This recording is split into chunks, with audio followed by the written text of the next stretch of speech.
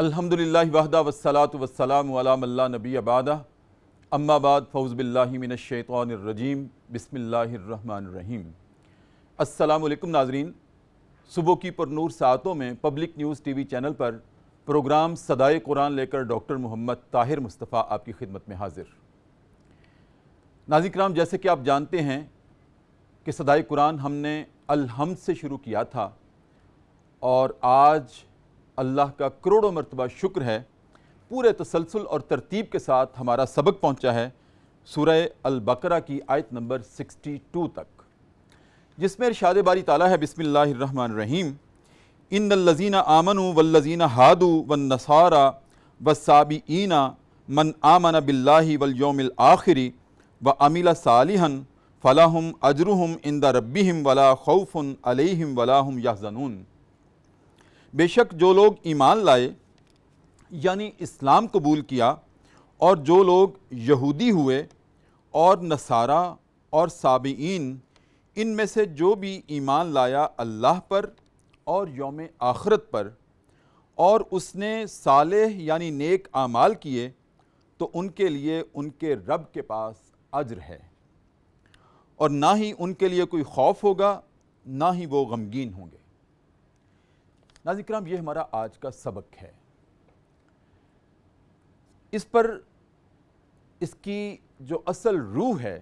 ناظرین کرام، اس کو ڈسکس کرنے سے پہلے میں ایک بات عرض کر دوں۔ کلام اللہ میں اللہ رب العزت نے سورہ آل عمران کے آغاز میں ارشاد فرمایا ہے کہ میں نے اس کلام اللہ میں دو طرح کی آیات نازل کی ہیں، ایک ہے محکمات اور ایک ہے متشابہات۔ محکمات آیات سے مراد وہ آیات ہیں جن کو سمجھنے کے لیے کسی کنسلٹیشن کی ضرورت نہیں ہوتی، ان کے معنی و مفاہیم بالکل واضح ہوتے ہیں، ہم ترجمہ بھی پڑھ لیں تو ہماری سمجھ میں بات آ جاتی ہے کہ اللہ رب العزت ہم سے کیا مطالبہ کر رہا ہے، کیا کہہ رہا ہے، ہمیں کیا کرنا ہے، کیا نہیں کرنا ہے۔ اور ساتھ اللہ رب العزت نے یہ بھی وضاحت کر دی ہے کہ ہم نے جو بنیادی باتیں ہیں، جو الکتاب ہیں، وہ ہم نے محکمات میں ہی رکھی ہیں۔ اور الکتاب سے یہاں مراد یہ ہے کہ ماں کو کہتے ہیں عربی زبان میں۔ اور ماں کو کیوں کہتے ہیں؟ ماں کو اس لیے کہتے ہیں کہ ماں نسل انسانی کی بنیاد ہوا کرتی ہے، لہٰذا جو اس کلام اللہ کی بنیادی باتیں ہیں جن کے بغیر ایک عام انسان کی زندگی بھی، اس کی زندگی میں سروائیول ناممکن ہے، تو اللہ نے وہ باتیں محکمات میں رکھ دی ہیں۔ اور دوسری طرح کی جو آیات نازل کی ہیں وہ ہیں متشابہات۔ اور متشابہات آیات سے مراد وہ آیات ہیں کہ جن کو سمجھنے کے لیے، جن کی تفہیم کے لیے ہمیں باقاعدہ کنسلٹیشن کی ضرورت ہوتی ہے۔ ان کے معنی فلسافیکل ہوتے ہیں، ایلیگوریکل ہوتے ہیں، ان میں فلسفہ ہوتا ہے، ان میں ایک فکر ہوتی ہے، اس میں گہرائی ہوتی ہے، اس میں گہرائی ہوتی ہے۔ لہٰذا ان کو سمجھنے کے لیے ہمیں علماء کو، دانشوروں کو کنسلٹ کرنا پڑتا ہے، ماہرین علوم القرآن کو کنسلٹ کرنا پڑتا ہے۔ لہٰذا چونکہ انسانی زندگی میں اللہ رب العزت نے اس کے مزاج کے مطابق اس کلام کو نازل کیا ہے۔ انسانوں میں بھی ہم دیکھتے ہیں کوئی عام بات جلدی سمجھ لیتے ہیں، کسی کو سمجھنے کے لیے بہت غور و فکر کرنا پڑتا ہے۔ بعض کلام اللہ میں ایسے اللہ کے کلام ہیں جو عام سمجھ میں آ جاتے ہیں، اور بعض فلسافیکل ہیں۔ پھر ان کو سمجھنے کے لیے خاص طور پر اللہ رب العزت نے مفکرین کو، مدبرین کو کہا ہے کہ آپ اس میں غور کریں نا۔ اسی طرح ناظرین کرام، آج کا جو سبق ہے ہمارا، میں سمجھتا ہوں کہ اس میں بھی ایک متشابہ آیت ہے۔ وہ کیا ہے؟ یہی جو آج ہمارا سبق ہے کہ ان الذین آمنوا والذین ہادوا والنصارى والصابئین من آمن باللہ والیوم الآخر وعمل صالحا فلہم اجرہم عند ربہم ولا خوف علیہم ولا ہم یحزنون، کہ تم میں سے جو لوگ ایمان لائے یعنی کہ مسلمان ہوئے، اور جو یہودی ہیں، جو نصارہ ہیں، جو صابئین ہیں، اگر ان میں سے کوئی بھی اللہ اور روز آخرت پر ایمان رکھتا ہو تو اللہ کے پاس اجر ہے۔ ناظرین کرام، اس میں بڑی سمجھنے کی بات یہ ہے کہ اگر سب کے لیے اجر ہے تو پھر یہودی میں نصارہ میں، سابعین میں اور مسلمان میں فرق کیا رہا؟ اگر سب کے لیے اجر ہے تو پھر ہم یہود و نصارہ کو یا سابعین کو کیوں کہیں کہ مسلمان ہونے کے دائرے میں داخل ہو جاؤ؟ یہ بڑی گنجلک ہے۔ اس الجھن کو آج ہم نے سلجھن میں داخل کرنا ہے، اور ناظرین کرام اس پہ گفتگو کرنے کے لیے، ان گلجنوں کو سلجھانے کے لیے جو آج ہمارے پروگرام میں مہمان شخصیت ہیں، ناظرین کرام وہ بڑی باکمال شخصیت ہیں ماشاءاللہ۔ آپ ان کو مختلف چینلز پر بھی دیکھتے رہتے ہیں، آپ سفیر درود بھی ہیں، اور آپ ماشاءاللہ عالمی درود مرکز کے صدر نشین بھی ہیں، آپ ڈاکٹر بھی ہیں، آپ پیر بھی ہیں، آپ طارق بھی ہیں۔ میری مراد ہے جناب ڈاکٹر پیر طارق شریف زادہ۔ السلام علیکم ورحمۃ اللہ۔ وعلیکم السلام ورحمۃ اللہ وبرکاتہ۔ کیسے ڈاکٹر صاحب؟ اللہ کا بڑا احسان۔ آج آپ صدائے قرآن کے مہمان بنے، ہماری زینت بنے، بہت شکریہ۔ اور ناظرین کرام میری بائیں جانب جو شخصیت تشریف رکھتی ہیں، راول پنڈی سے ہمارے مہمان ہیں، اور سیدھے براہ راست آج پروگرام میں شرکت کرنے کے لیے سفر کر کے ہمارے پروگرام میں تشریف لائے راول پنڈی سے۔ آپ ماشاءاللہ نعت گو شاعر بھی ہیں اور نعت خوان بھی ہیں، ثنا خوان بھی ہیں۔ نبی کریم صلی اللہ علیہ وآلہ وسلم کے دربار سے ماشاءاللہ آپ فیض یافتہ ہیں۔ آپ اردو میں، ہندکو میں، پوٹوہاری زبان میں، تینوں زبانوں میں ماشاءاللہ صدارتی ایوارڈ یافتہ ہیں۔ سیرت کانفرنس جو اسلام آباد میں منعقد ہوتی ہے،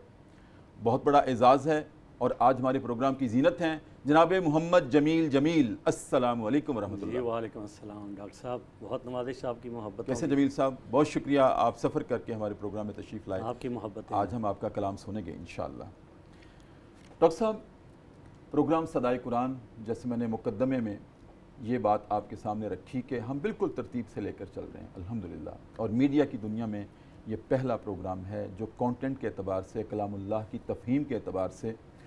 ناظرین کے لیے ایک انمول تحفہ ہے public news T V channel کی طرف سے،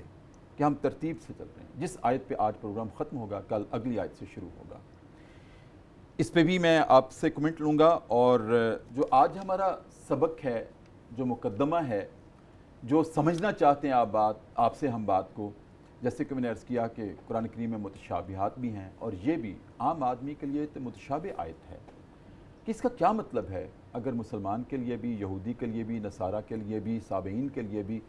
صرف اتنا کافی ہے کہ اللہ اور روز آخرت پر ایمان لے آئیں تو سب کے لیے اجر ہے، تو پھر فرق کیا رہا؟ یہ بھی ارشاد۔ بسم رب محمد کریم علیہ الصلاۃ والتسلیم۔ سب سے پہلے تو یاد آوری کا شکریہ، اور یقیناً آپ کا یہ جو پروگرام ہے اپنے انفرادیت کے حوالے سے ایک بہت ہی خیر پر مبنی عمل ہے۔ اس پر جتنا آپ کی ٹیم اور آپ کے چینل کو مبارکباد دی جائے اتنا کم ہے۔ میں یہ سمجھتا ہوں کہ معاشرے کے اندر دین کی نسبت اور تعلق سے دین کی جزیات پر، اور جو یوں سمجھ لیں کہ دیگر حوالے ہیں، ان کے اوپر تو بڑی تفصیل سے بات ہو ہی رہی ہے کسی نہ کسی انداز میں۔ محراب و منبر سے بھی بات ہو رہی ہے، اور میڈیا پہ بھی مقدور بر کوشش کی جاتی ہے کہ جو موضوعات ہیں ان کو زیر بحث لایا جائے، لیکن اللہ رب العزت کا جو مقصود ہے اس کا نام قرآن حکیم ہے۔ جی بالکل۔ اللہ جو ایک بندے سے جس درجے کی تبدیلی کی توقع رکھتا ہے، جس درجے کی تبدیلی پر اس کی طرف سے بشارتوں کا نزول ہوتا ہے، ان ساری تبدیلیوں کے ایک کمپریہنسو پیکج کا نام قرآن حکیم ہے۔ اور ہم یہ سمجھتے ہیں کہ کوئی شخص اس وقت تک اس دین کی حقیقی روح کی تفہیم تک پہنچ ہی نہیں سکتا جب تک وہ قرآن حکیم سے اپنی شناسائی اور ایک اگلے درجے پہ جا کے اس کی تفہیم سے تک نہیں پہنچ پاتا۔ سو بالواسطہ تو قرآن حکیم کے موضوعات پر یقیناً بات ہو بھی رہی ہے، کام ہو بھی رہا ہے، تحریر اور تقریر دونوں پیراؤں میں، لیکن یہ ایک خاص اہتمام کے ساتھ سبکن قرآن حکیم کو اپنے سامعین و ناظرین کو، اور پھر صبح کے ان بابرکت اور پر نور لمحات کے اندر جب انسان کا ذہن، انسان کا جذبہ، انسان کی فکر بڑی خالص ہوا کرتی ہے، اس وقت شاید جو قبولیت کا درجہ ہوتا ہے وہ شاید باقی سارے دن کے اندر، اور یعنی جو ہمارے نظام الاوقات ہیں ان میں شاید ہی کسی اور وقت اس درجے کی کشادگی اور شفافیت پائی جاتی ہو مزاج کے اندر، چیزوں کو سمجھنے کے حوالے سے بھی، قبول کرنے کے حوالے سے بھی، اختیار کرنے کے حوالے سے بھی، اور عمل کے حوالے سے بھی۔ سو میں یہ سمجھتا ہوں کہ ایک تو ان لمحات میں اس کا کرنا، اور میرے کریم رسول صلی اللہ علیہ وسلم، کیونکہ میں از اول تاخر سیرت کا طالب علم ہوں اور آپ کی اپنی الحمدللہ سیرت کے ساتھ ایک بڑی والہانہ اور بڑی مستحکم وابستگی ہے، سو اس نسبت سے میں اپنے سامعین اور ناظرین کو اس خیر میں شریک کرنا چاہوں گا کہ میرے رسول صلی اللہ علیہ وسلم کے نزدیک اس وقت کی اتنی اہمیت ہے کہ حضور نے اس میں اپنی امت کے لیے برکت کی دعا کر رکھی ہے۔ سو اس وقت میں اگر کوئی شخص ایک آیت بھی سیکھے گا تو میرا یہ یقین واثق ہے، ایمان کے درجے پہ مجھے اس بات پر یقین ہے کہ انشاءاللہ العزیز حضور کی دعا کی برکت سے وہ تھوڑا سا سمجھنا اور تھوڑا سا سیکھنا بھی جو ہے وہ ہماری زندگی میں بہت سارے نور اور خیر کا ذریعہ بن سکے گا۔ اللہ آپ کی ساری ٹیم کی توفیقات میں ہر آن برکتیں عطا فرمائے۔ اب آ جاتے ہیں آج کا جو ہمارا سبق ہے جس پہ اس وقت ہم اور ہمارے سامعین و ناظرین جس پہ اس وقت موجود ہیں۔ قرآن حکیم جو ہے اللہ رب العزت کی مخلوقات کے ساتھ کی گئی ساری گفتگو کا حاصل ہے۔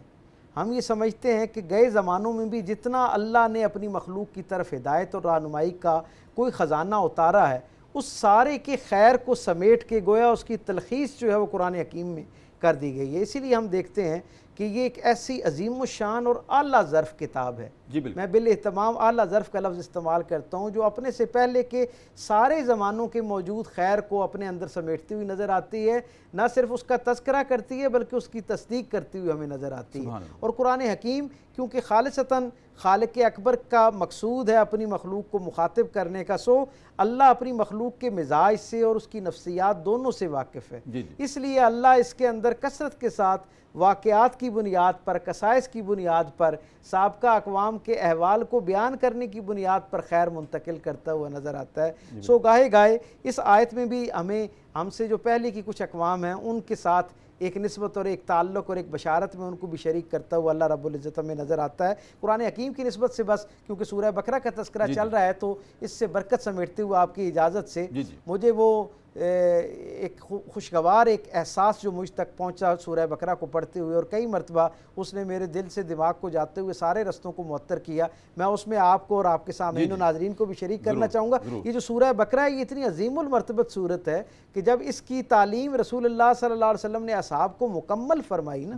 تو حضرت عمر فاروق رضی اللہ تعالیٰ عنہ نے اس کی خوشی میں دیگر اصحاب گویا جو ان کے ہم جماعت تھے ان کے اعزاز میں ضیافت کا اہتمام کیا، انہوں نے اونٹ ذبح کیا اور اس میں اپنے احباب جو دوست تھے ان کو رسول رحمت صلی اللہ علیہ وسلم کے ساتھ شریک فرمایا اور گویا اس خوشی کا اظہار کیا کہ اللہ کا ایسا سرمدی راز بھرا پیغام جو ہے وہ آج ہم تک پہنچا، ہم نے اس سے تفہیم حاصل کی اور اب اگلے درجے پہ اس کو اپنے عمل میں جو ہے ہم شامل کریں گے۔ اور مجھے قرآن حکیم کے متعلق جب بھی ہم اس کے ساتھ جڑنا چاہیں، بس آخری بات پھر ہم اپنی اس آیت اور سبق کی طرف آتے ہیں۔ حضرت میں جب بھی قرآن حکیم کو ایک طالب علم کے طور پہ پڑھتا ہوں تو میرے دل و دماغ کے اندر حضرت اقبال کے والد گرامی کی وہ نصیحت سامنے آنا شروع ہو جاتی ہے۔ انہوں نے کہا کہ اس قرآن کو پڑھتے وقت اس احساس کے ساتھ پڑھا جانا چاہیے کہ گویا یہ آپ کے قلب اطہر کے اوپر براہ راست نازل ہو رہا ہے، اور میرے مرشد کریم اس پر ایک بات کہا، ہم کیونکہ صوفیاء سے محبت کرنے والے لوگ ہیں تو ایک ان کا ذکر جو ہے میرے مرشد کریم نے فرمایا کہ جب اس قرآن کو پڑھنے لگو نا تو اسے اللہ کا کلام تو یقیناً سمجھنا ہی سمجھنا ہے، لیکن اس احساس کے ساتھ اس کو پڑھنا ہے کہ یہ اپنے رب کے اپنے محبوب کے ساتھ کی جانے والی وہ گفتگو ہے جس میں اس راز میں گویا اللہ نے اپنی مخلوق کو ہدایت کے لیے شریک کر لی ہے۔ سو اس اعزاز کے ساتھ جب ہم قرآن کی طرف بڑھتے ہیں تو وہ اپنے سارے خزانوں اور سارے خیر کے ساتھ اپنے دروازے کھولتا ہے اور اپنے طالب کو جو ہے وہ سارے خزانے عطا کرتا ہے۔ سورہ بقرہ کی جس آیہ کریمہ کے متعلق آج ہم غور و غوص کر رہے ہیں، اس کے اندر اللہ رب العزت نے اہل ایمان جو ہیں ان کو بشارت، ان کے لیے بشارت کا جو ہے وہ سلسلہ کیا، اور اہل ایمان میں یقیناً جب اس کی تشریح اور تفہیم پہ صاحبان علم نے غور و غوص کیا تو وہ اس نتیجے پر پہنچے کہ ایک تو یہ بشارت ظاہری طور پر تو 4 طبقات کو اس میں مخاطب کیا گیا ہے، یعنی مسلمانوں کو مخاطب کیا گیا، جو یہود کو، نصارہ کو اور صابئین کو، لیکن حقیقت میں کیونکہ قرآن جس طرح اپنے سے بعد والے لوگوں کے لیے ایک ہدایت اور سند ہے، اسی اتھارٹی ہے، اسی طرح اپنے سے پہلے والوں کے لیے بھی گویا یہ ایک اتھارٹی ہے۔ سو اس سے ہم تک ایک پیغام یہ پہنچتا ہے کہ اللہ رب العزت اس آیت میں جو بشارت عطا کر رہے ہیں وہ آمنو کا لفظ استعمال کرنے کے بعد یقیناً اس سے براہ راست مخاطبین تو رسالت مآب صلی اللہ علیہ وسلم پر ایمان لانے والے لوگ ہیں، لیکن حضور کے زمانہ ظاہری سے پہلے کے جتنے انبیاء و مرسلین کے زمانوں میں آنے والے اہل ایمان ہیں جنہوں نے ان نبیوں پر ایمان کا شرف حاصل کیا، وہ سارے بھی اس بشارت میں شامل ہیں اگر انہوں نے اپنے اپنے زمانے کے اندر اپنے انبیاء و مرسلین کی لائی ہوئی تعلیمات کے مطابق اپنی زندگیوں کو ڈھالنے کی کوشش کی۔ اور ہم جانتے ہیں کہ سارے انبیاء و مرسلین کی جو گفتگو ہے مخلوق کے ساتھ، گویا اللہ کی طرف سے جو خیر ان تک پہنچا اس کا حاصل یہ تھا ہر زمانے کے انبیاء و مرسلین کا، اس میں جو 3-4 بنیادی باتیں ہیں ان میں اللہ کی توحید جہاں موجود ہے، اس کے لوگوں کے ذہن میں آنے والی وہ جو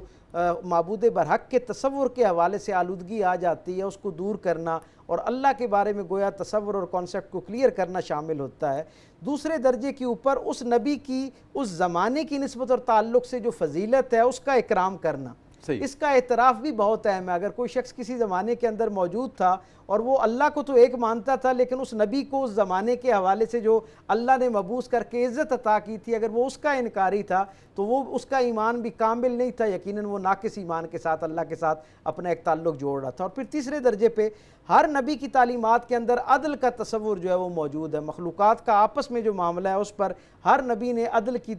تعلیم اور تربیت گویا ان کو دی ہے۔ اعتقادات کے حوالے سے جو چوتھا ایک بنیادی عنصر ہر نبی کی تعلیمات میں ہمیں ملتا ہے وہ آخرت کا تصور ہے۔ آخرت کے حوالے سے وہ جو ایک جواب دہی کا تصور ہے، اللہ رب العزت کی حضور اپنی اس عارضی زندگی میں کیے جانے والا جو کام ہے آپ کا اچھا یا برا، اس کے احتساب کے حوالے سے اللہ کے سامنے اپنے آپ کو پیش کرنے کی نسبت اور تعلق سے یہ جو ایک احتیاط کا حوالہ ہمارے کسی بھی دور کے انسان کے مزاج میں در آتا ہے، اسے پختہ کرنا یہ بھی ہر نبی کی ذمہ داری رہی۔ اور بڑی ذمہ داری کے ساتھ یہاں ایک چوتھا خوشگوار احساس اور ذمہ داری اس میں بھی اپنے سامعین کو شریک کرتے ہیں کہ ہر نبی کی تعلیمات کا چوتھا بنیادی عنصر یہ تھا کہ ہر نبی نے اپنے زمانے کے لوگوں کو نبی آخر الزمان رسالت مآب صلی اللہ علیہ وسلم کی آمد کے حوالے سے باخبر کیا اور ان کے زمانہ پانے پر ان پر ایمان لانے اور ان کے مشن کے لیے اپنی خدمت پیش کرنے کا جذبہ جو ہے وہ پیش کرنے کی ترغیب دلائی۔ تو گویا جو اہل ایمان جن کے لیے بشارتیں ہیں وہ ہر زمانے کے وہ لوگ جنہوں نے اللہ اور اس زمانے کے نبی کی لائی ہوئی تعلیمات کے مطابق اپنے آپ کو ڈھالا، اپنی فکر کو بھی ڈالا اور پھر اس فکر کی گواہی اپنے عمل سے دی، اپنے رویوں سے دی، اپنے مزاج سے دی اور پھر ایک اگلے درجے پہ ایک معاشرے کی تشکیل کرنے کی کوشش کی، اس میں وہ سارے لوگ شامل تھے۔ اور یہ جو 4 لوگ ہیں کیونکہ ان کا اس لیے بہت خاص اہتمام سے حوالہ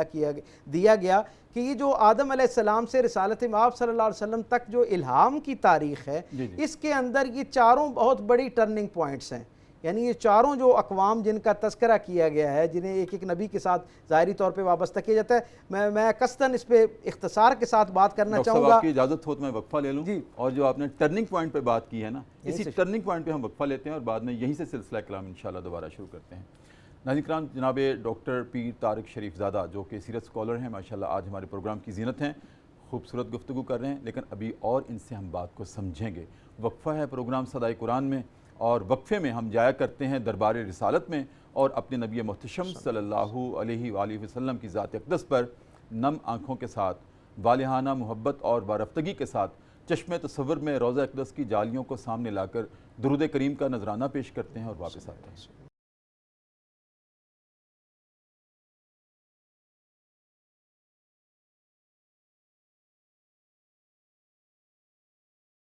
وقفے کے بعد ناظرین کرام دوبارہ آپ کی خدمت میں حاضر۔ Public news T V channel ہے، ہمارا لاہور سٹوڈیوز ہے اور پروگرام ہے صدائے قرآن۔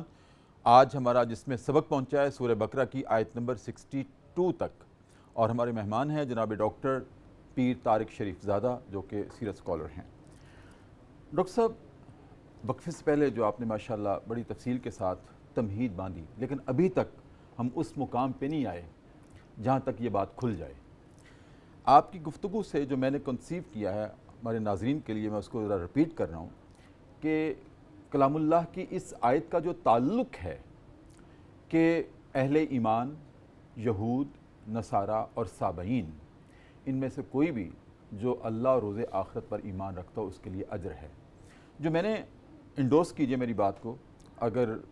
اس میں ایرر ہو تو کریکٹ کیجئے گا، کہ آپ کہتے ہیں کہ اس آیت کا تعلق ہر نبی کے اپنے دور کے ساتھ ہے، ایسے ہی ہے؟ یہ بنیادی طور پہ آیت اپنے سے پہلے زمانے کے جو اہل ایمان تھے، اہل تقویٰ تھے، آپ یوں سادہ زبان میں یہ کہہ لیں، یعنی کہ اپنے نبی کی لائی ہوئی تعلیمات پر عمل کرنے والے اپنے اپنے زمانوں کے لوگ۔ اہل ایمان ٹھیک ہے نا، ان الذین آمنوا، اس میں ہم آ گئے، خاتم النبیین فدا کا امی وابی آپ کی امت آ گئی، بے شک۔ اور پھر باقی جو یہود حضرت موسیٰ کو ماننے والے، ان پر ایمان رکھنے والے، نصارہ حضرت عیسیٰ پر ایمان رکھنے والے، سابعین، ڈاکٹر صاحب سابعین تو آگ کے پجاری ہوتے ہیں، آگ کی پرستش کرنے والے ہوتے ہیں، یہ کون سی شریعت کو ماننے والے تھے؟ یہ بھی میں آپ سے جواب لینا چاہتا ہوں۔ اور پھر ان کا کون سا عہد تھا کہ جس عہد سے یہ کلام اللہ کی روح تعلق رکھتی ہے کہ وہ بھی اگر اللہ پر روز آخرت پر ایمان لاتے ہیں تو ان کے لیے بھی اجر ہے؟ کیا آگ کی پرستش کرنے والوں کے لیے بھی اللہ کا اجر ہے؟ ایک تو اس الجھن کو بھی آپ نے سلجھن میں تبدیل کرنا ہے، اور ساتھ یہ بھی ارشاد فرما دیجئے کہ جیسے میں نے عرض کیا اہل ایمان الحمدللہ ہم ہو گئے، اور یہود و نصارہ، سابعین کا کس نبی کے ساتھ تعلق ہے اور کلام اللہ میں ان کا تذکرہ کس پیرائے میں آیا کہ ان کے لیے بھی اجر ہے؟ جی بسم رب محمد کریم علیہ الصلوۃ والتسلیم، بہت اعلیٰ درجے کی سوالات ہیں جن کی تفہیم یقیناً ایک بہت بڑے خیر کا دروازہ نہ صرف ہم پر کھولے گی بلکہ ہمارے ارد گرد جو دوسرے لوگ نظریہ حیات کے ساتھ زندگی گزارنے والے ہیں ان کے بارے میں بھی سمجھنا جو ہے وہ ذرا آسان ہو جائے گا کہ اللہ کی نگاہ میں ان کے لیے کیا پیغام ہے اور کیا قدر و قیمت ہے ان کی۔ ایک تو یہ جو اہل ایمان کا تصور ہے، یقیناً مفسرین نے لکھا کہ اس سے ایک تو براہ راست مطلب مقصود رسالت مآب صلی اللہ علیہ وسلم پر ایمان لانے والے لوگ ہیں، لیکن دوسرا جیسے میں نے بتایا کہ ہر نبی کی تعلیمات کے 4 بنیادی لوازمے تھے جن کے اوپر ہر نبی نے اپنی امت کو راسخ کرنے کی کوشش کی، پختہ کرنے کی کوشش کی۔ اس میں نہ صرف یہ کہ رسول رحمت اور آپ کے بعد کے زمانے کی جو آپ پر ایمان لانے والے لوگ ہیں وہ اس میں شامل ہیں، بلکہ مفسرین میں ایک تعداد ایسی ہمیں ملتی ہے جو یہ بات کہتے ہیں کہ حضور کے زمانے سے پہلے بھی جن لوگوں نے حضور پر ایمان لانے کی سعادت حاصل کی اور اپنے زمانے کے نبی کی دی ہوئی شرعی تقاضے جو تھے، جو شریعت تھی، اس کو اختیار کیا، یعنی رسول رحمت پر ایمان لائے، اس نسبت سے ایمان والے ہو گئے اور اپنے زمانے کے نبی کی لائی ہوئی تعلیمات کو اپنی زندگی میں شامل کرنے کی کوشش کرنے سے صاحب تقویٰ ہو گئے، تو وہ ایمان کی وہ جو خالص حالت ہے اپنے زمانے کے اعتبار سے وہ بھی اس بشارت کے اندر شریک ہو گئے۔ تو ایک تو اہل ایمان سے مراد رسول رحمت کے اعلان نبوت سے آنورڈ آج تک جتنے لوگ حضور کے ساتھ جڑے ہوئے ہیں، جن کے دل حضور کے قدمین کے ساتھ جڑے ہوئے ہیں، حضور کے ساتھ جن کی نسبت ہے، ایک تو اس بشارت میں وہ سارے لوگ شامل ہیں، اور ایک حضور کے اعلان ظاہری سے بہت پہلے صدیوں میں جن جن لوگوں کو اللہ نے اپنے رسول پر ایمان لانے کے حوالے سے جن سعید روحوں کو منتخب کیا، گویا جو اس زمانے کے نبی کے ساتھ جڑتے گئے وہ بھی اہل ایمان میں شامل ہو گئے۔ اب یہود اور نصارہ پر تو ایک عمومی تصور جو ہے وہ ہمارے ہاں موجود پایا جاتا ہے، اس کی بہت تفصیل پہ شاید جانے کی ضرورت نہیں، اختصار کے ساتھ میں صحابی کے اوپر آ جاتے ہیں۔ یہ جو صحابین ہیں ان کی تاریخ بڑی دلچسپ ہے، اور ان کے حوالے سے اسلامی تاریخ میں بھی جو یہ جو ٹرم ہے یا یہ اصطلاح کہہ لیں، یہ بہت کم زیر بحث آئی ہے۔ میں چاہوں گا کہ اس پہ ہم تھوڑی سی گفتگو کریں، اور وہ یہ ہے کہ یہ جو صابئین ہیں اپیرنٹلی ان کی جو ایک معروف تعریف ہے وہ یہ ہے کہ یہ وہ لوگ ہیں جو ستاروں کی یا آگ کی پوجا کرتے ہیں۔ یہ عمومی طور پہ پوری دنیا میں صابئین سے مراد لی جاتی ہے، لیکن جب ہم کسی کے بارے میں بھی جو سب سے بہتر اور کامل تعریف ہو سکتی ہے وہ جو اس طبقے سے وابستہ لوگ ہیں ان سے ان کا کلیم پوچھا جا سکتا ہے نا۔ بھائی بطور مسلمان جب مجھ سے پوچھا جائے گا کہ جی آپ کیسے مسلمان ہیں اور کیوں مسلمان ہیں، تو میں بتاؤں گا کہ یہ 5-7 بنیادی باتیں ہیں جن کو ہر ماننے والا اہل ایمان میں شامل ہو جاتا ہے، اور میں ان سب کو مانتا ہوں، اس لیے میں بھی اہل ایمان میں ہوں۔ اب صابئین کی تاریخ پر جب ہم جاتے ہیں تو مورخین نے ہمیں یہ بتایا، محققین نے اور کچھ سیرت نگاروں نے بھی اس کے اوپر لکھا، خطیب بغدادی نے بڑا تفصیل سے اس پہ کلام کیا ہے، اور وہ یہ کہتے ہیں کہ یہ جو صابئین ہیں یہ بنیادی طور پہ حضرت یحییٰ علیہ السلام کے ماننے والے ہیں، حضرت بنیادی طور پر یہ اسی طرح ہی ہیں، ان کا معاملہ ویسا ہی ہے۔ اور ایک تاریخ ہمیں یہ بھی بتاتی ہے کہ یہ بنیادی طور پہ نصارہ کا ٹوٹا ہوا ایک گروہ ہے جو نصارہ کا حصہ تھا، اور نصارہ میں سے جیسے مختلف اپنے زمانے میں فرقے بن جاتے ہیں، فرق کا مطلب ہوتا ہے چند جزوی تبدیلیوں کے ساتھ ایک نظریہ قائم ہو جانا، منقسم گروہ، جی ہاں بالکل ایسا، اور جس میں کچھ جزوی تبدیلی ہوتی ہے اوورآل، لیکن جو ایک نظام ہوتا ہے فکر کا، عقیدے کا، عقیدت کا، وہ تقریباً ایک جیسا ہی ہوتا ہے، چند چیزوں کی تبدیلی کے ساتھ ان کا ایک الگ جو ہے جزیات میں ان کے یہاں اختلاف پایا جاتا ہے۔ تو ابتدائی طور پہ تو یہ وہاں سے ٹوٹے، پھر ان کی ایک جداگانہ شناخت قائم رہی، لیکن حضرت یحییٰ علیہ السلام کے ساتھ ان کی جو وابستگی ہے، یعنی یہ بنیادی طور پہ اپنے آپ کو زہد اور تقوی کی نسبت اور تعلق سے اللہ کا جو جلال کا ایک تصور ہے، ان سے جب پوچھا جاتا ہے تو یہ بالکل ویسے ہی کہتے ہیں جیسے ہمارے مسیح بہن بھائیوں سے جب ہم یہ پوچھتے ہیں کہ جناب عیسیٰ علیہ السلام کی تعلیمات جو ہم تک پہنچی اور قرآن حکیم جیسی اس اعلیٰ درجے کی تصدیق شدہ کتاب سے جو ہم تک جناب عیسیٰ علیہ السلام کی تعلیمات پہنچی ہیں، جو ان کی فکر اور ان کا نظریہ پہنچا ہے، اس میں تو توحید خالص ہی توحید خالص نظر آتی ہے۔ تو یہ جو آپ کے ہاں اللہ رب العزت کے ساتھ ساتھ عقیدہ تثلیث آ جاتا ہے، یہ باقی چیزیں آ جاتی ہیں، آپ جناب عیسیٰ علیہ السلام کے ساتھ اپنی وابستگی تو ظاہر کرتے ہیں اور یقیناً ہمیں اس پہ شاید اس درجے کا شک ہے جو ہے وہ حق حاصل نہیں ہے۔ آپ کا یقیناً یہ دعویٰ اپنی جگہ درست ہوگا، لیکن عیسیٰ علیہ السلام کی تعلیمات میں تو کہیں ہمیں وہ تو خالص توحید خالص کا جو ہے پرچار کرتے ہوئے آخری دم تک نظر آئے۔ تو وہ یہ کہتے ہیں کہ ہم حقیقت میں جو اعلیٰ عرفہ معبود ہے وہ تو اللہ رب العزت کو ہی مانتے ہیں، لیکن اللہ رب العزت کے ذیل میں ان کی صفات کی نسبت سے جنہیں اس نے تعظیم اور تکریم عطا کر رکھی ہے، یا جن کی تعظیم، عزت، جن کے اختیارات، جن کی اوصاف اللہ نے مسلمہ کر دیے ہیں، ہم ان کی تعظیماً یعنی اس درجے کی عزت کرتے ہیں کہ وہ ایک معبود کے درجے پہ، معبود صغیر کے درجے پہ جو ہے وہ پہنچنا شروع ہو جاتے ہیں۔ یہ جو صابئین ہیں ان کا بھی احوال یہ ہے کہ یہ کہتے ہیں کہ ہم بھی جناب یحییٰ علیہ السلام کی تعلیمات کا جو احوال باقی دنیا تک پہنچا، یعنی وہ توحید پرست تھے، ظاہر اللہ کے نبی تھے اور خالص توحید ان کا بنیادی مکالمہ تھا جو اللہ کی مخلوق کے ساتھ اپنے زمانے میں ہوا۔ تو وہ یہ کہتے ہیں کہ ہم بھی خالص توحید کی قائل ہیں، لیکن اللہ کی بہت ساری شانیں، اللہ کی بہت ساری صفات جن پر باقی انبیاء اور خود رسالت مآب صلی اللہ علیہ وسلم نے بھی اللہ رب العزت کی جن صفات کا تذکرہ کیا ہے، وہ کہتے ہیں ہم ان ساری صفات کو مانتے ہیں، لیکن اللہ کی ایک صفت جو بہت غالب ہے اور جو بہت سخت ہے، جس کا ادراک جتنا زیادہ ہوتا جاتا ہے اتنا آدمی زہد اور تقوی کی طرف بڑھنا شروع ہو جاتا ہے، اتنا گویا دنیا سے الگ ہونا شروع ہو جاتا ہے اور اپنے معاملات کو محدود کرنا شروع کر دیتا ہے، جسے عرف عام میں ہم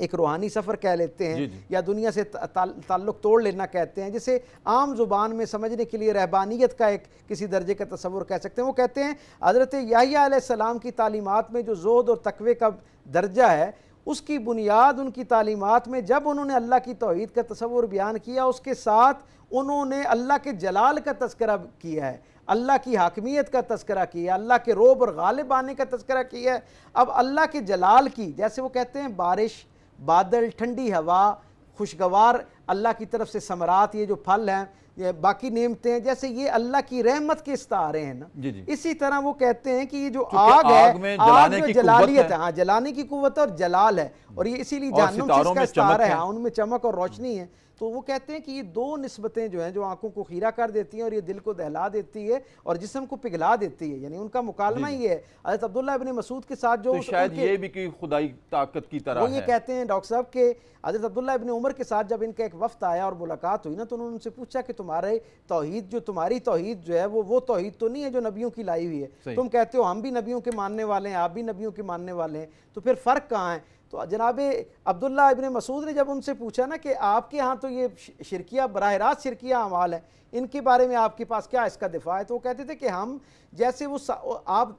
اللہ کا کھلایا ہوا پھول دیکھتے ہیں تو اس کی رحمت کا تصور آپ کے اندر غالب آتا ہے نا، اور آپ کا دل سرشار ہو جاتا ہے، مسرت پر مبنی ہو جاتا ہے، بغیر سوچے سمجھے آپ کے چہرے کے اوپر ایک حشاشیت آ جاتی ہے، خوشگواری کا احساس آتا ہے۔ اسی طرح یہ جو جہنم ہے یہ بنیادی طور پہ اللہ کی ناراضگی کا استعارہ ہے، اور اس کا دنیا میں ظاہری بنیادوں پہ سمجھنے سمجھانے کے لیے استعارہ آگ ہے۔ تو ہم اس کی جب پرستش کرتے ہیں تو ہم یہ کہتے ہیں کہ ہم تیرے قابل نہیں ہیں، بلکہ آپ اگر ان کی تعلیمات آج بھی ایک بہت بڑا طبقہ یہ جو صابی ہیں ان کا عراق اور ایران کے اندر طبقہ موجود ہے، باقاعدہ ایک فرقہ موجود ہے اور ایک بڑی ریزنیبل آئیڈینٹی ہے اقوام متحدہ کے ہاں۔ جب قومیتوں کو آئیڈینٹیفائی کیا جاتا ہے تو ان کے ہاں یہ شرط ہے کہ کسی بھی نظریہ حیات پر کم از کم 20,000 سے زائد لوگ جب زندگی گزار رہے ہوں تو اسے ایک الگ آئیڈیالوجی دی جاتی ہے۔ تو یہ وہاں پر آئیڈیالوجی رکھتے ہیں۔ اس کی وجہ یہ ہے کہ یونائٹڈ نیشن کے ہاں جو ان کی تعداد ہے وہ اس وقت تقریباً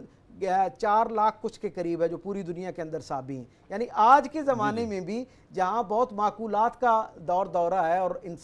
سائنس نے اس کام کو اور بہت آسان کر دیا ہے کہ جس چیز کو عقل قبول نہ کرے اسے معبود کیسے تصور کیا جا سکتا ہے، لیکن اس کے باوجود ایک اتنی تعداد کا ہونا بنیادی طور پہ یہ کہتا ہے کہ آپ یہ دیکھیں نا کہ ان کے ہاں صابیوں کے ہاں اس کے علاوہ یہ تو عقیدے کا ایک پہلو ہے نا، باقی ان کے ہاں عبادات کے نام پر کم و بیش وہی مزاج پایا جاتا ہے جو یہودیوں کے ہاں پایا جاتا ہے، مسیحیوں کے ہاں پایا جاتا ہے اور مسلمانوں کے ہاں پایا جاتا ہے۔ آپ کو سن کے شاید حیرت ہوگی کہ ان کے ہاں باقاعدہ 1 سال کے قمری روزے بھی رکھے جاتے ہیں اور جو آج کے صحابی ہیں میں ان کی بات کرتا ہوں جو اپنے آپ کو اون کرتے ہیں کہ ہم وہی لوگ ہیں جنہوں نے عبداللہ ابن مسعود سے ملاقات کی تھی، جن کے بڑوں نے، اور جنہوں نے رسالت مآب کا زمانہ پایا، اور یعنی وہ جن کا دعویٰ کہ ہم یحییٰ علیہ السلام کی امت میں سے ہم ان کی امت ہیں، اور آج بھی وہ ان کی امت کے طور پہ کہلاتے ہیں۔ اور آپ کے علم میں ہونا چاہیے کہ صحابی جو ہیں آج بھی دنیا کے اندر کوئی بھی جو صحابی ہوگا اس کے نام کا لازمی حصہ یحییٰ ہوگا۔ اچھا، جب تک صحابی اپنے نام کے ساتھ ہم یعنی مسلمان ہیں اور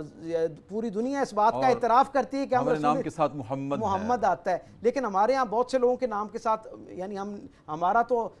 اٹھنا بیٹھنا مرنا جینا سب رسول رحمت کے ساتھ ہے نا، لیکن ان کے ہاں یہ لازمی جز کا حصہ، یعنی یہ مذہب میں داخل ہونے کی شرط ہے کہ آپ کے نام کے ساتھ یحییٰ لکھا ہونا چاہیے۔ تو آج بھی یحییٰ علیہ السلام کے ساتھ ان کی نسبت کسی درجے پہ ان کے اس دعوے کی کو توثیق دیتی ہے یا اس کے ساتھ ایک ایکسپورٹنگ ایلیمنٹ کے طور پہ ہے کہ وہ عیسیٰ علیہ السلام کے ساتھ۔ آپ یہ دیکھیں کہ وہ جو عبادات کا ان کا نظام ہے، میں جو عرض کرنا چاہ رہا تھا وہ یہ کہ وہ تقریباً وہی ہے جو الہام پر مبنی باقی مذاہب کا نظام ہے، یعنی ان کے ہاں قمری روزے بھی رکھے جاتے ہیں 1 مہینے کے پورے، ان کے ہاں 7 نمازیں بھی پڑھی جاتی ہیں اور یہ نماز جنازہ بھی پڑھتے ہیں۔ بالکل ٹھیک ہے، بہت خوبصورت ڈاکٹر صاحب آپ نے وضاحت کی۔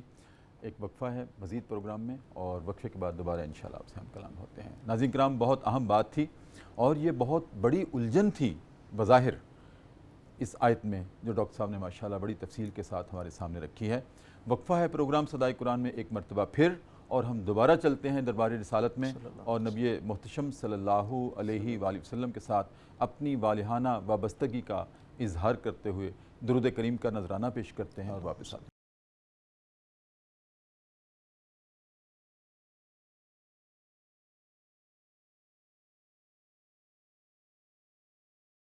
وقفے کے بعد ناظرین کرام دوبارہ آپ کی خدمت میں حاضر۔ Public news T V channel ہے، ہمارا پروگرام ہے صدائے قرآن، صبح کی پرنور ساعتیں ہیں، اور آج ہمارا سبق پہنچا ہے سورہ بقرہ کی آیت نمبر 62 پر۔ ڈاکٹر صاحب ماشاءاللہ بہت گہرائی اور گہرائی کے ساتھ آپ نے وضاحت کر دی، اس الجھن کو آپ نے سلجھن میں تبدیل کر دیا کہ اس کا کیا مطلب تھا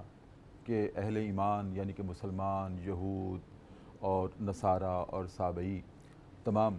تو آپ نے بڑے خوبصورت وضاحت کی کہ اس آیت کا تعلق اپنے نبی کی عہد اور ان کے اطاعت گزاروں اور فالورز کے ساتھ ہے۔ لیکن ڈاکٹر صاحب آج عصر حاضر میں کنٹمپرری ورلڈ کے اندر آپ نے بھی ایک فگر بیان کی ہے کہ صحابئی موجود ہیں، 20,000 سے زیادہ ان کی کمیونٹی ہے۔ آج کے دور کے اندر اس آیت کی اپلیکیشن کیا ہے اور اس آیت میں صدائے قرآن کیا ہے ہمارے لیے؟ ماشاءاللہ بہت اچھا سوال۔ ایک تو ہمیں یہ بات سمجھنی چاہیے کہ قرآن حکیم جو ہے یہ اپنے بیانیے میں اتنا واضح ہے کہ یہ کسی درجے کی کوئی الجھن چھوڑتا نہیں ہے، اور متشابہات کے ذیل میں جو آیات ہیں اللہ ان اپنے پسندیدہ لوگوں کی قبروں کو نور سے بھر دے جنہوں نے ایسی محنت کی، ایسی عرق ریزی کی اور ایسی احتیاط اور دیانت کے ساتھ قرآن حکیم کی اس طرح کی نسبتاً مستور آیات جو ہیں ان کو کھولا ہمارے لیے کہ اس میں کسی درجے کی کسی زمانے کے انسان کے لیے کوئی الجھن باقی نہیں رہی۔ ایک تو ہمیں یہ اس پہ غور و غوص کرنے سے یہ بات پتہ چلی کہ اہل ایمان سے مراد وہ سارے جو انبیاء و مرسلین کے زمانے کے لوگ تھے۔ اچھا، اب اہل ایمان ہونے میں ایک بنیادی شرط جو ہر نبی نے اپنے وابستگان کو، اپنے فالورز کو منتقل کی تھی نا، وہ یہ تھی جس پر اس نے ان سے عہد لیا تھا ایمان کا، انہیں اپنے حلقہ رحمت کے اندر شامل کیا تھا۔ وہ شرط کیا تھی؟ جہاں اللہ کی توحید خالص پر ایمان لانا شرط تھا، جہاں آخرت پر شرط تھا، جس طرح عدل و انصاف کے اوپر جو ہے اپنی زندگی کو بسر کرنے کا وعدہ تھا، وہاں ایک وعدہ یہ بھی تھا کہ اگر رسول رحمت کا زمانہ میسر آ جائے تو پھر آپ کی بات جب تمہاری کانوں تک پہنچے تو اس سے پہلے کہ سارے کلام کو بھول جایا جائے اور پھر خالص نہ صرف یہ کہ ایمان لانا ہے بلکہ ان کی نصرت کرنی ہے، وہ جو حقیقت میں اللہ نے انبیاء سے عالم ارواح میں وعدہ لیا تھا۔ تو جو رسول رحمت کے زمانے میں یا آپ کے زمانے کے بعد ایسے یہودی، ایسے نصارہ، ایسے صابی جنہوں نے رسول رحمت کا زمانہ پایا، ظاہری یا اس وقت کا جو برکت کا زمانہ ہے، اس سارے زمانے کا کوئی بھی ایسا ماننے والا، ان کی امت کا زمانہ، ہاں، وہ اگر رسول اللہ صلی اللہ علیہ وسلم کا پیغام پہنچ جانے کے بعد اپنے سارے سابقہ عقائد سے دستخوش ہوتے ہوئے اپنے آپ کو رسول رحمت کے سپرد نہیں کرتا، آپ کی اطاعت کے حوالے نہیں کرتا، گویا آپ کی غیر مشروط محبت، غیر مشروط ادب اور غیر مشروط اطاعت کو اپنا ایمان نہیں قرار دیتا، اس وقت تک وہ سب کچھ ہو سکتا ہے لیکن اہل ایمان کی ان بشارتوں میں شامل نہیں ہو سکتا جو اللہ نے خاص اہل ایمان کے لیے مخصوص کر رکھی۔ سبحان اللہ، سبحان اللہ۔ بہت شکریہ جناب ڈاکٹر طارق شریف زادہ صاحب، آپ ہمارے پروگرام کی زینت بنیں اور آج کے بعد آپ انشاءاللہ اس پروگرام کا مستقل حصہ رہیں گے اور ہماری بہت بڑی یہ پروگرام کے لیے صدائے قرآن کے لیے اعزاز کی بات ہوگی کہ آپ تشریف میرے لا لیے کریں گے عزت افزائی، انشاءاللہ۔ میرے لیے ناظرین کرام، اب میرے لیے آج کی اس گفتگو کے بعد ڈاکٹر صاحب کی اتنی خوبصورت وضاحتوں کے بعد سمری پیش کرنے کی بھی شاید ضرورت نہیں ہے کہ ویسے تو آغاز میں ہی ڈاکٹر صاحب نے ایک بڑی خوبصورت بات کی تھی کہ جب سورہ بقرہ نازل ہوئی تھی تو صحابہ نے جشن منایا تھا۔ ہم اسی صورت کو لے کے چل رہے ہیں اور یہ روزانہ ہمارے ہاں پروگرام صدائے قرآن الحمدللہ ایک جشن کی صورت ہے جس سے ہم سیکھتے ہیں، جو ہمارے دل کے اندر روشنی کر رہی ہے۔ ناظرین کرام، باقی جو آج کی آیت تھی اور اس کی جو متشابہ اس میں تصورات تھے وہ بھی ڈاکٹر صاحب نے اس کو کھول کے رکھ دیا کہ آج کے دور میں فی الوقت نبی رحمت صلی اللہ علیہ وآلہ وسلم کے عہد میں اور ان کی امت کے عہد میں جو بھی یہود ہوں گے، نصارہ ہوں گے، سابعین ہوں گے، جب تک وہ ختم المرسلین پر ایمان نہیں لائیں گے، اپنے سابقہ تصورات کو سرنڈر کرتے ہوئے، تو وہ اللہ کے اجر کے حقدار نہیں ہوں گے۔ یہ بات ختم ہو گئی۔ ناظرین کرام، آپ کو آج کے پروگرام سے ایک ہم خوشخبری دے رہے ہیں کہ انشاءاللہ آج سے ہر روز پروگرام کے اختتام پر ہم جیسے کہ صدائے قرآن کرتے ہیں جس پر لبیک کہنے کے لیے آپ کو ہم دعوت دے رہے ہیں، تفہیم قرآن کا ایک تحفہ دے رہے ہیں، اسی طرح سے آج کے پروگرام سے ہم ذکر صاحب قرآن کا ایک تحفہ آپ کو دینا شروع کر رہے ہیں۔ اور آج ذکر صاحب قرآن یہ ہے، ناظرین کرام، صحابہ کرام جو نبی کریم صلی اللہ علیہ وسلم کے متوالے تھے، شمع رسالت کے پروانے تھے، آپ کے ارد گرد گھومتے رہتے تھے اور ہر صحابی کی یہ خواہش ہوتی تھی کہ زندگی کا ہر لمحہ آپ کی قربت میں گزرے۔